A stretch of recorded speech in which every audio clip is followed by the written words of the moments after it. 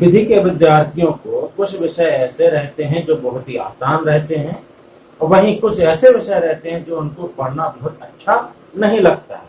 आप सही समझ रहे हैं। उनमें दो मुख्य विषय हैं, एक है विधि शास्त्र जिसको हम ज्यूरिस्प्रूडेंस बोलते हैं, वहीं दूसरा है इंटरप्रिटेशन ऑफ स्टैट्यूट यानी निर्वचन, संविधि का निर्वचन। आज हम इस वीडियो के माध्यम से संविधि के निर्वचन से संबंधित कुछ बातें करने वाले। क्या बातें? कुछ मूलभूत जो सिद्धांत है, उनके जो नियम है, उनके जो उपनियम है, उनकी चर्चा करेंगे। यह जो वीडियो है मुख्य रूप से आधार, आपको एक बेसिक जानकारी देने का प्रयास किया जा रहा है। इसके बाद हम एक एक नियमों को हम एक एक करके व्याख्या करेंगे। साथियों, आपको बतला दूं कि भारत का जो उच्चतम न्यायालय है, उन उच्चतम न्यायालय में अधिकांश मामले, या ये मैं ये कहूं कि 70 से 80% तक के मामले जो होते हैं वो निर्वचन से ही संबंधित होते हैं।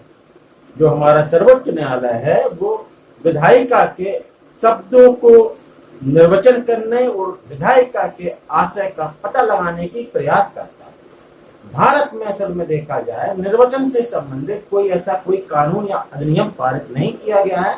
हम लोग वही अंग्रेजों के बनाए कानून से ही चले आ रहे हैं। एक अधिनियम है साधारण उपखंड अधिनियम 1897 का है, इसको जनरल क्लॉज एक्ट बोला जाता है। उसमें कुछ शब्दों की अर्थ या प्रयोग, जैसे हम अधिनियम में हम अलग अलग एक्टों में पढ़ते हैं ना कि इंटरप्रिटेशन क्लॉज या डेफिनेशन क्लॉज, ऐसी जो जनरल क्लॉज एक्ट है इसमें तमाम प्रकार के शब्दों की परिभाषा या उसका अर्थ दिया गया है।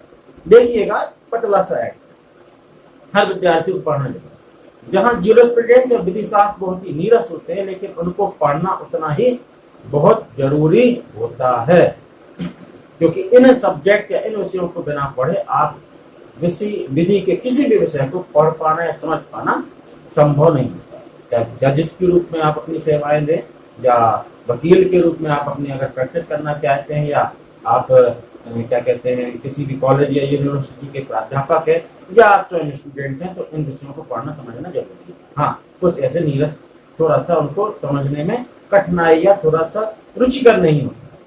तो मैं संविधिक निर्वचन की बात जब कर रहा था, तो साथियों इसके लिए मैं शुरुआत करूंगा संविधान के अनुच्छेद समझाने के लिए।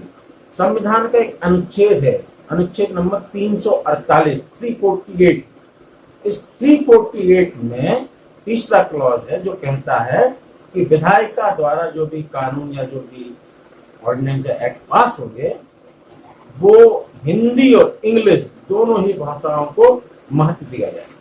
लेकिन जब दोनों ही उसमें भाषाओं वाले जो अधिनियम है उनमें कहीं भी कंट्राडिक्शन रहता है, विरोधाभास होता है, तो इंग्लिश या आंग्ल भाषा में प्रयोग किया गया जो वो होता है उसको उसके ऊपर या वो सही माना जाएगा। यानी अगर दोनों में क्या सही है तो इंग्लिश वाला जो है उसको देखकर सही है। यही निर्वचन है कि किसका क्या है। दूसरा एग्जाम्पल या उदाहरण देना चाहूंगा। हम अनुच्छेद 141 पढ़ते हैं संविधान का। क्या कहता है? भारत की सभी न्यायालय उच्चतम न्यायालय के आदेश जो उसके हैं उनको मानने को बाध्य है। अब सभी न्यायालय में क्या शामिल होगा? तो उसके लिए बंगाल इम्यूनिटी वाला केस है जिसमें न्यायालय का ऑल कोर्ट, सभी कोर्ट में उच्चतम न्यायालय शामिल है नहीं है? उन्होंने कहा नहीं है। तो यही व्याख्या, यही इंटरप्रिटेशन है कि विधायिका ने तो शब्द रख दिया, अब हम उसका क्या वर्तमान में हम अगर कहीं फंस जाते हैं तो किस प्रकार से उसका प्रयोग करेंगे। एक और एग्जाम्पल देता हूं। जब हम संविधान के ही अनुच्छेद 12 की बात करते हैं, 12 राज्य को परिभाषित करता है। राज्य में शामिल है आपके जो क्रम अगर देखा जाए कि पार्लियामेंट और राज्य की विधानसभाएं, केंद्र सरकार, राज्य सरकार है, और क्या है स्थानीय प्राधिकारी, सभी स्पष्ट है। लेकिन चौथे नंबर का है अन्य प्राधिकारी। अन्य प्राधिकारी वाले में दिक्कत आती है कि अन्य प्राधिकारी में क्या आएगा। तो माननीय उच्चतम न्यायालय द्वारा समय समय में अलग अलग ऐसे निर्णय दिए हैं जिनके द्वारा बतलाया है कि हाँ ये जो है अन्य प्राधिकारी या अदर अथॉरिटी में शामिल होगा या नहीं होगा। यही निर्वचन हमको समझना है कि कैसे किया जाएगा। तो इन निर्वचनों के लिए हमारे कुछ मूलभूत सिद्धांत नियम है। उन नियमों को हमें एक एक करके चर्चा करनी है कि किन नियमों का सहारा जो है न्यायालय करेगा। हम सबसे पहले एक विषय के जो मेन विषय है उस पे आते हैं, इंटरप्रिटेशन ऑफ स्टैट्यूट। इनको हम समझते हैं। जब हम इंटरप्रिटेशन ऑफ स्टैट्यूट की बात करते हैं सबसे पहले हम समझेंगे स्टैट्यूट क्या है। असल में स्टैट्यूट जो है ये एक इनेक्टेड लॉ है, और मैक्सवेल ने तो कहा है कि विधायिका की इच्छा है। ये जो होते हैं विधायिका की इनेक्टेड लॉ क्या है, तो अधिनियमित किए जाते हैं, विधायिका द्वारा पास किए जाते हैं। असल में इंस्टीट्यूट को मान लीजिए कोई संस्थान है या कोई निगम है, वो इंस्टीट्यूट शब्द प्रयोग में लाती है। विश्वविद्यालय जो होते हैं उनके जो कानून होते हैं, विधि होती है, उनको इंस्टीट्यूट के रूप में लेते हैं। लेकिन जब इंस्टीट्यूट को हम हिंदी देखते हैं तो वहां पे आता है क्या, परिनियम। लेकिन यहाँ संविधिक शब्द यूज हो रहा है, संविधिक। ठीक है, तो आपका जो इंस्टीट्यूट है वो असल में इनेक्टेड लॉ है। आगे बढ़ते हैं। अब बात हम करेंगे इंटरप्रिटेशन की। इंटरप्रिटेशन में दो शब्द, इंटरप्रिटेशन को जब हिंदी में यूज करेंगे तो निर्वचन शब्द आता है, कुछ लोग अर्थान्वयन की बात करते हैं। इन दोनों का शब्दों का अर्थ भी समझना जरूरी है। असल में निर्वचन क्या है, इंटरप्रिटेशन, यह विधायिका के जो कानून बनाए गए उनमें जो शब्द यूज किए गए, प्रयोग किए गए हैं, उन शब्दों का आशय पता लगाने का प्रयास करने का जो मंत्र है वो आपका निर्वचन। न्यायालय जो है विधायिका के आशय का पता लगाने का प्रयास करता है।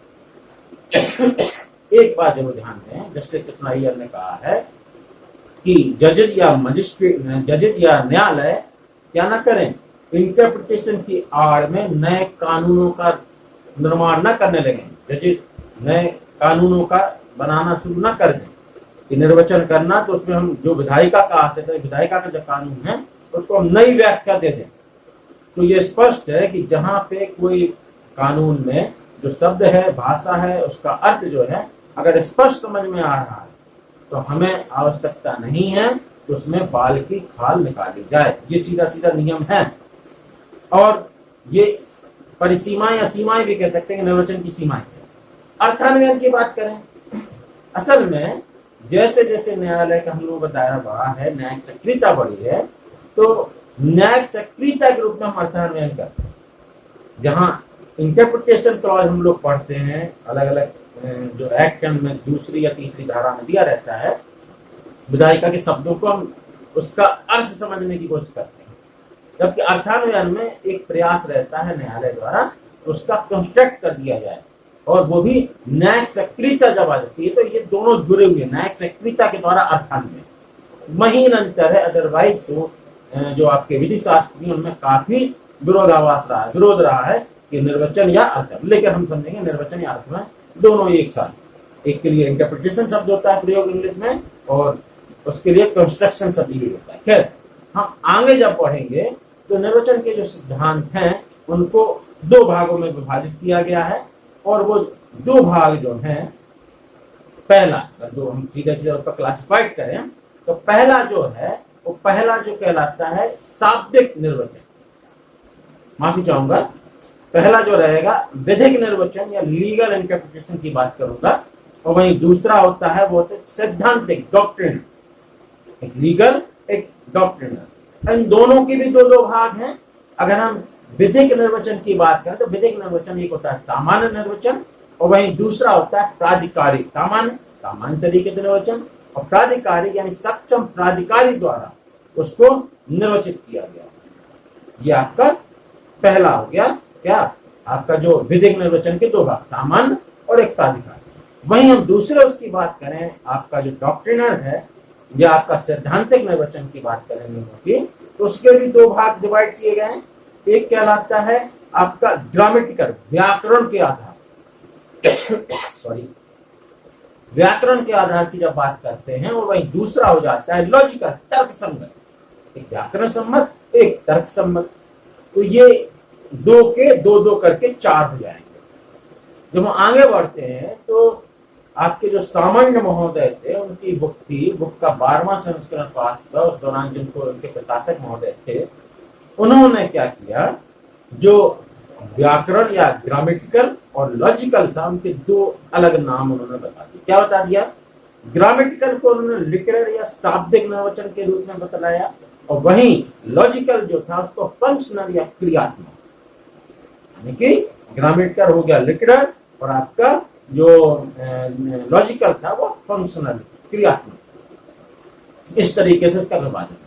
जब हम आगे बात करते हैं, ये तो एक विभाजन हो गया, हम आगे बात करेंगे तो होता क्या है कि इसके मूलभूत अगर नियमों की बात करें क्रमबद्ध तरीके से, तो साथियों पहले हम इसको निर्वचन के जो सिद्धांत, 3 मुख्य सिद्धांत है उनको बात करेंगे। कौन कौन से? पहला है उसको बोलते हैं शाब्दिक या व्याकरण मूलक निर्वचन। शाब्दिक या व्याकरण मूलक निर्वचन, इनको इंग्लिश में बोलेंगे लिटरल रूल ऑफ इंटरप्रिटेशन। वहीं दूसरा हो जाएगा निर्वचन का स्वर्णिम नियम, गोल्डन रूल बोला जाएगा इसको। और तीसरा हो जाएगा वो रिष्टि या दोष परिहार का नियम, इसको मिस्चिफ रूल ऑफ इंटरप्रिटेशन बोलेंगे। ये 3 मुख्य हैं, इनको हम क्रमबद्ध तरीके से अगले वीडियो में हम इसको डिटेल करेंगे, व्याख्या करेंगे। इसके अतिरिक्त अगर आप लोगों को ध्यान हो, जब संविधान पढ़ा जा रहा था उसमें आप संविधान पढ़ते हैं, उसमें अनुच्छेद 245 वाला जो क्लॉज पढ़ते हैं, आर्टिकल पढ़ते हैं, वहीं पर हमें 2 वर्ड मिलते हैं। Doctrine of pitch and substance, जब 2 राज्यों के बीच दिक्कत आ रही है तो पिच एंड सब्सटेंस के द्वारा उनका अर्थ लगाया जाता है। और दूसरा था छद्म विधायन का सिद्धांत, यह वहां पे भी कुछ नियम ऐसे पढ़ते हैं। तो सबसे पहले ये 3 नियम हो गए आपका, पहला लिटरल, दूसरा गोल्डन रूल, तीसरा मिस्टिक रूल। इनकी सहायता के लिए 9 और नियम दिए हैं जिनको उपनियम कह सकते हैं या उनको उपनियम के लिए बोलते हैं।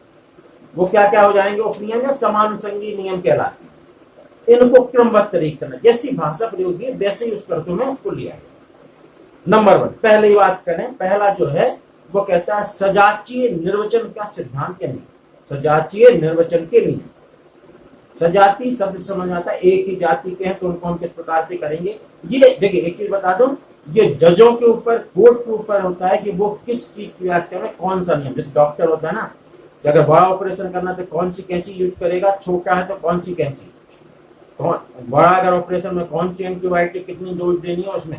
ऐसे ही जजेस का काम होता है कि किस शब्द की व्याख्या, किन के बीच में शब्दों की व्याख्या करनी है, तो कौन सा नियम हमें चुनकर उसको वहां पे सेट करना है।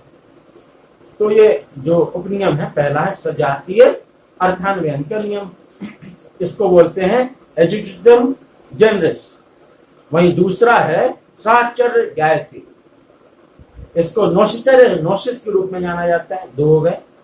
तीसरा अमान्य से मान्य करना भला है, ये एक सूक्ति, अमान्य से किसी चीज को मान्य करना भला माना जाता है। चौथा किसी एक वस्तु का अव्यक्त उल्लेख दूसरी वस्तु का अपवर्जन है। किसी एक वस्तु का स्पष्ट उल्लेख कर दिया मतलब दूसरी वस्तु का आपने क्या अपवर्जन कर दिया, ये सामान्य नियम की बात कर रहा हूं। चौथे के बाद 5वां की बात करें, तात्कालिक व्याख्या सर्वोत्तम और प्रभावकारी होती है।